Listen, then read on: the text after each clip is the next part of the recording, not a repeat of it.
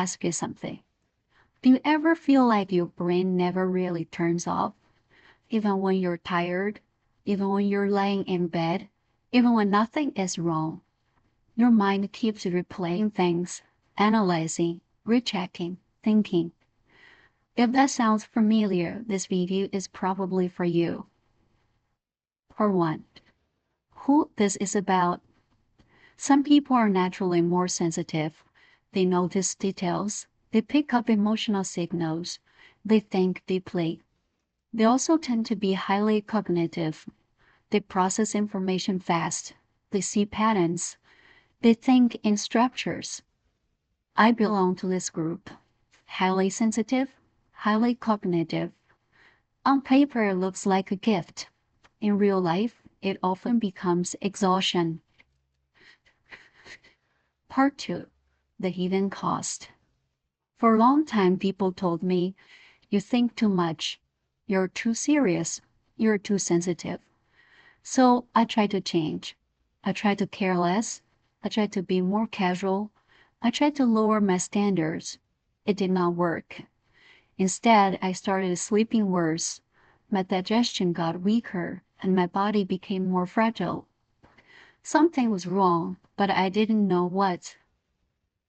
Part 3. My real problem. Later, I realized I wasn't emotionally unstable. I was cognitively overloaded. My prefrontal cortex, part of the brain that manages thinking and planning, was always on. I never rested. At night, my brain was still working. Did I do this right? Did I miss something? What if I made a mistake? What does this mean long term? It was like having 50 browser tabs open in my head. No wonder I couldn't sleep. Part 4. The turning point. In December, after something related to my family history came up, I started talking to an AI. Not emotionally, just the facts. No drama, no venting, just a structure. It helped me organize my thoughts layer by layer.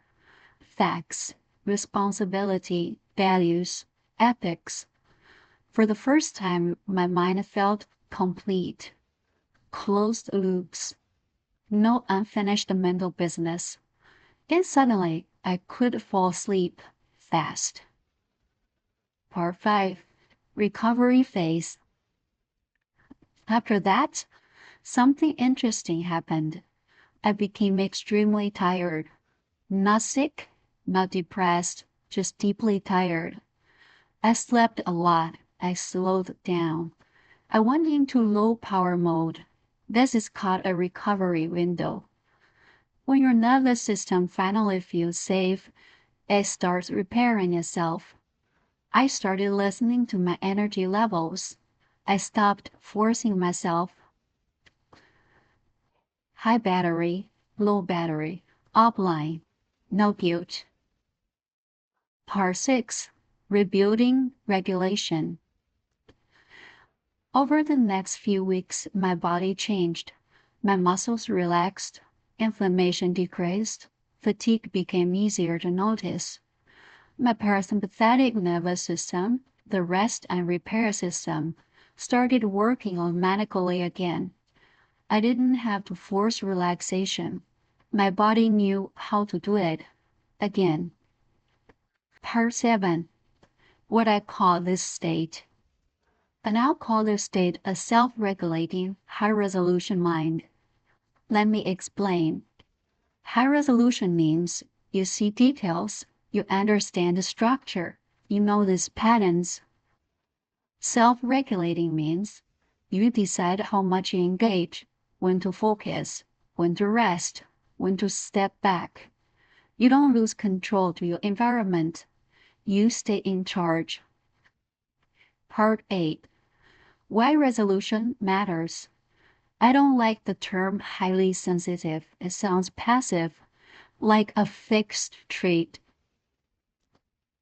Resolution is different. Resolution can be adjusted. You can zoom in, you can zoom out. You choose. That's agency. That's maturity. Part 9 about tools.